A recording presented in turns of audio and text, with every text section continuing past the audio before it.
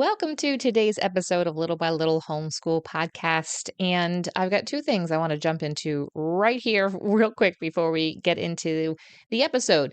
And the first thing is that if you are planning on coming to Little by Little Homeschool Conference, which is next Saturday, November 2nd in Syracuse, New York, ticket sales close tomorrow, which is Friday, October 25th. So get the link in the show notes, get your ticket if you're planning on coming. That's it. They close, and that's it. I don't want you to miss out on it. The second thing I want to mention is we recently passed 300 episodes, and I didn't even really quite notice. I just get into a routine and do this, but that's so exciting. I love it. I love podcasting. I love being able to encourage you. I love to get feedback from you and to find out just like where you are struggling, and because I can see myself in it. And I hope that this episode is kind of like the big sister or the friend coming alongside you and encouraging you. It has blessed me so big. But let's now talk about dad and where does he fit into homeschooling. This episode is going to be quick and snappy because you know what? I would say, I'm not going to say waist deep, neck deep, because it's like over my head deep in all the millions of details for the conference next week. So we're going to have a quick episode because I got to get back to work with that. But today we're going to talk all about dad, and let's see, where does he fit into your homeschool? Welcome to Little by Little Homeschool Podcast, where you'll learn tips and strategies that will empower you to home educate your children. I'm Leigh Nguyen, a homeschool mom of over 12 years, which includes 2 graduates. When I started homeschooling, I was pretty much on my own and was desperate for encouragement and help. My mission is to be a source of encouragement and help to you. Whether you are just beginning your homeschool journey or you're deep into the homeschool lifestyle, Little by Little Homeschool wants to help you stay the course because all the time you are investing into your children is completely worth it. If you're ready to take your homeschool to new levels, keep listening. Each and every homeschool family is different. Every single one is unique. Every single one has their own family culture, their own goals for their family, own goals for their homeschool, their own vision for themselves and for their life. And how the responsibility for the home education of the children is divvied up is also unique to every homeschool family. Now, I'm going to, at the end of this episode, share how my husband James and I have navigated this and what his role has been in the homeschool. But I don't want to share now because I want to give you all these ideas. I want to get you thinking creatively, and I don't want you to form your opinion and what will work for your family based upon my experience. So I promise to share with you at the end what it has looked like for my family. As you saw in the episode title, I have 10 ideas. But please know, you don't have to fit yourself into one of these boxes.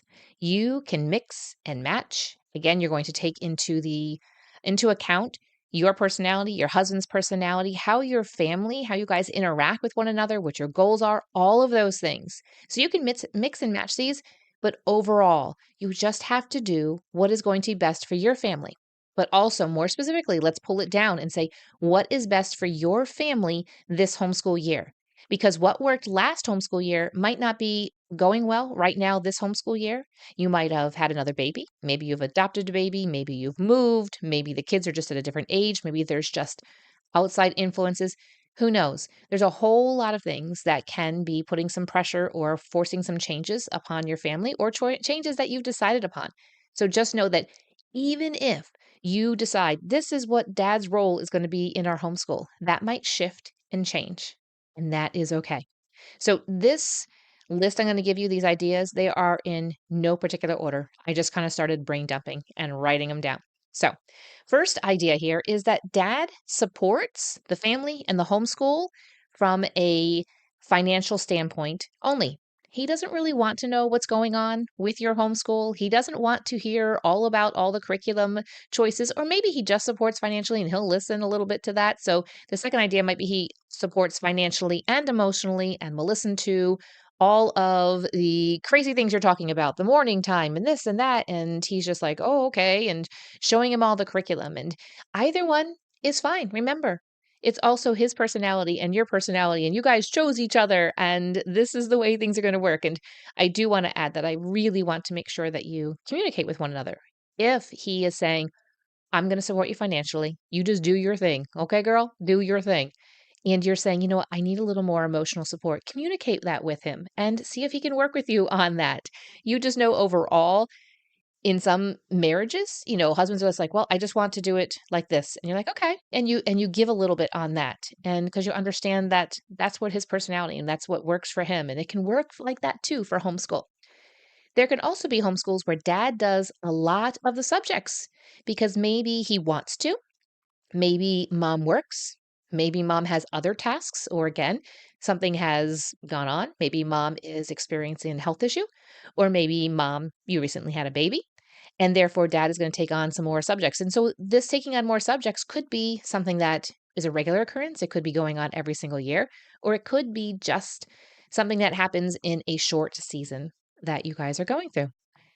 Dad could do some of the subjects. I know I've heard of plenty of dads who say, oh, I'm really good at science or really good at math, or maybe they have a career that's anchored in a lot of math and they really enjoy it and they want to do that with their kids. And sometimes mom might have them do the math lesson during the day, and then dad in the evening takes a look at that math lesson and then goes over it and explains things a little bit more. So, this idea is that dad does some of the subjects that have to do with curriculum. So we already talked about how dad does maybe most of the subjects or a lot of the subjects or maybe even all of the subjects. Again, this is what's going to be best for your family. So another idea is that dad could do some, we'll say quote unquote subjects, but these are hands-on lessons. Maybe you have a little hobby farm or you have an actual farm, it's not a hobby farm, or you have hobbies that you do or it's just things that you enjoy doing together. And dad does more hands on lessons.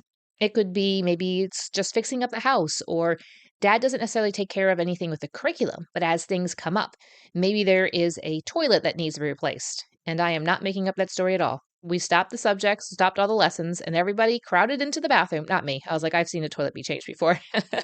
And they all crowded in, got the tools, and he explained, and I had the picture to prove. My husband and three children leaned over a toilet and learning how to reinstall a toilet. So there can be hands on lessons that dad does. And maybe dad does some subjects and he also does hands on lessons. There's just, I don't know, I at least found with my boys, they just gravitated towards dad by a certain age. It was probably around about the age of 10 or so. They want to do everything that dad was doing.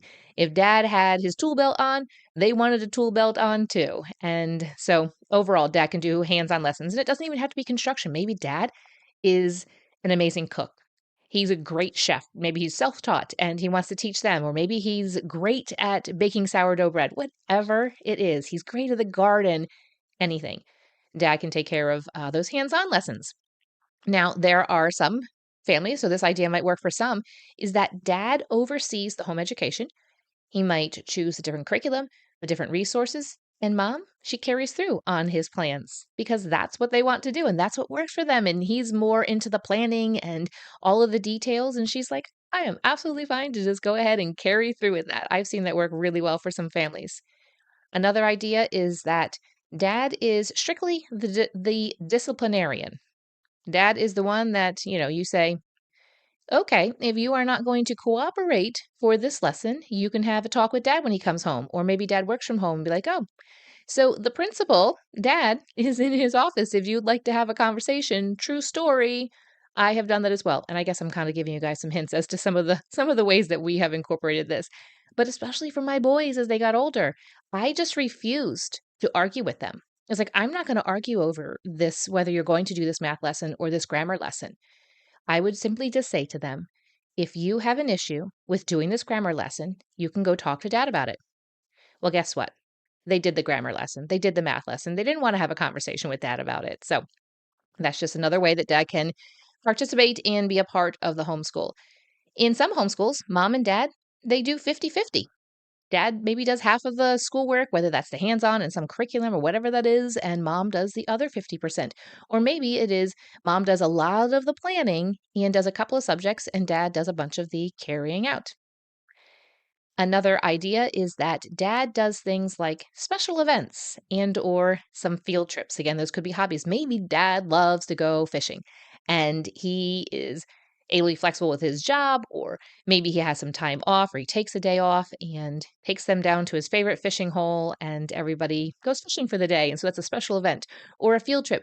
Or maybe there's some organized field trips. Maybe dad loves history and you have heard through the Facebook group Grapevine that there is a field trip at a local, maybe historic fort or something.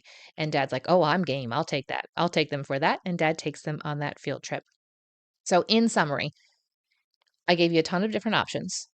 Just remember, none is better than any other one.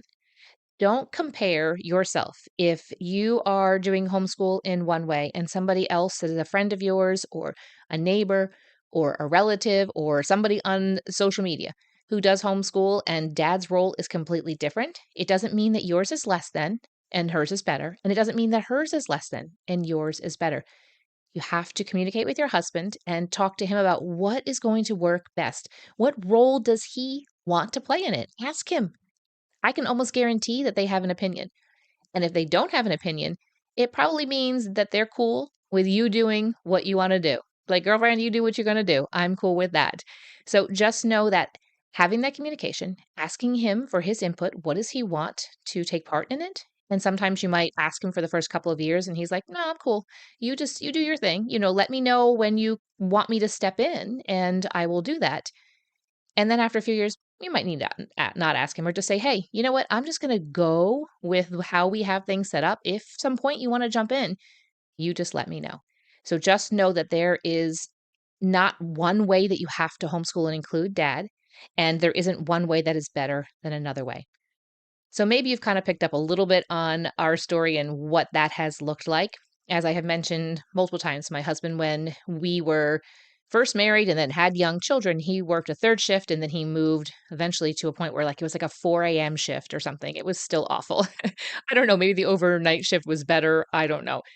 But he wasn't around much during the week. And so a lot of it fell onto my shoulders. I also was the visionary for this, and he was okay with that. He was like, you have the vision. You are spending all this time with your kids. So this is the way that it worked for us, is that all the way through, my husband has supported us financially. He has supported me emotionally. And sometimes I've been like, hey, look at this resources. And I've just found that he doesn't really care. He trusts me. He trusts the resources and things I might do. Now, he loves art. He enjoys drawing and that kind of stuff, and so I would pull him in for those types of things, and the kids all really enjoyed art, and so I still would do the art lesson because he wasn't home and wasn't available during the day to do those. But he would just add his own little spin onto it, and they all have this really unique bond with him over art and artwork and drawing, and so he's kind of pulled in on that one. I would say that, he would do some of those lessons, like art subject a little bit, but not with curriculum, just kind of on his own. And then a lot of hands-on lessons. We've done a lot of DIY projects. We've done not even just little, like building buildings. We've done a lot of that kind of stuff. So they have taken part in that. They all know how to use all kinds of tools. And there are times where I'm like, why is the circular saw running? And I don't see my voice. And they're using, I'm like, okay, could you maybe let me know? And my husband's like, they're fine. We've gone over the safety. We've gone over, and I'll go down and they actually are fine. So that's kind of how it's worked. And also my husband has, as I mentioned, there was times where he was the main disciplinarian because I was so emotionally drained. And I was just like, I can't fight with you. I refuse. I refuse to argue with you because especially boys, I found with mine as they got to be tweens, they just kind of wanted to argue. And we got past that. They got then to the teen years, later on the teen years, and they realized that, oh, mom really loves us and everything she's doing comes from that point, and I should respect that. And if she asked me to do this math lesson, this grammar lesson, sometimes there are still a little bit of rolling of eyes, but I can get over it. But he was also the disciplinarian when it came to that. So that is how we have worked it, and it's worked well for us. I am going to say that in the beginning, I wish that he was a little bit more emotionally supportive or at least emotionally excited about all the curriculum that I would come home with and telling him all of the plans. And then I realized it's just not his thing.